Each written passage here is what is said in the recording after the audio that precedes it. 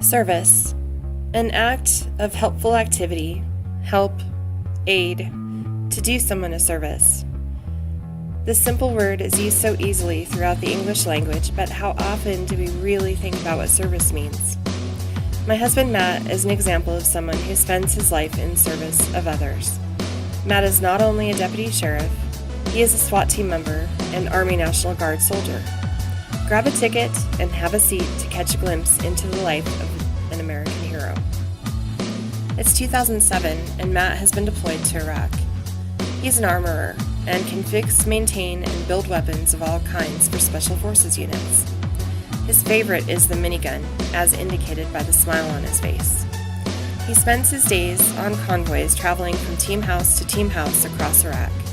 Sometimes he gets to stay for a while, other times he's back on the road quickly. Occasionally he gets to stop and see historical sites and meet some of the locals. Although he enjoys a lot of it, his convoys have been hit 9 different times by IEDs and have been shot at as well.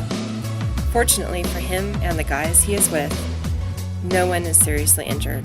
He is, however, able to render aid to an Iraqi soldier who has sustained a severe leg injury. He also assists in teaching Iraqi soldiers how to shoot and utilize good gun safety. Although his service in the military is a great example of heroism, Matt's everyday life back at home is just as significant. Matt is a deputy sheriff, where he helps people every day. One of his most difficult calls is a rollover accident on a dark, curvy country road. He arrives on scene to find a teenage girl underneath the car, her head crushed by the car itself.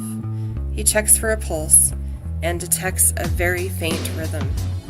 As he radios rescue units to hurry, he holds her hand and talks to her as her pulse gradually fades away.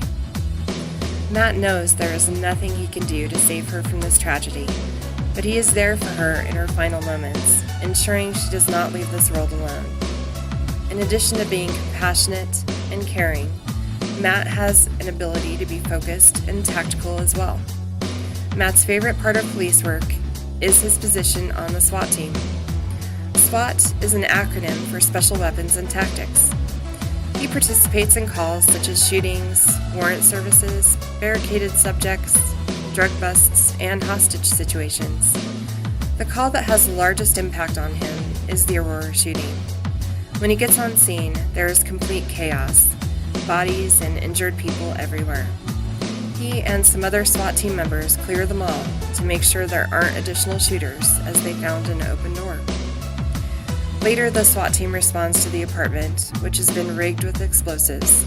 They remain there until the scene is safe. Although these examples of challenges Matt deals with are very serious, he maintains a good sense of humor to balance it out. Deployed, Matt and his roommate decide to see who can wear their uniform the longest without washing it. Not so proudly, I can report that Matt wins this competition. Funny or not, Matt gives his all in everything he sets his mind to. He believes in purpose and in helping people who can't help themselves. As the curtain closes and the lights are becoming increasingly brighter, I leave you with a fitting quote by Mahatma Gandhi that sums up Matt's purpose. Consciously or unconsciously, every one of us does render some service or another.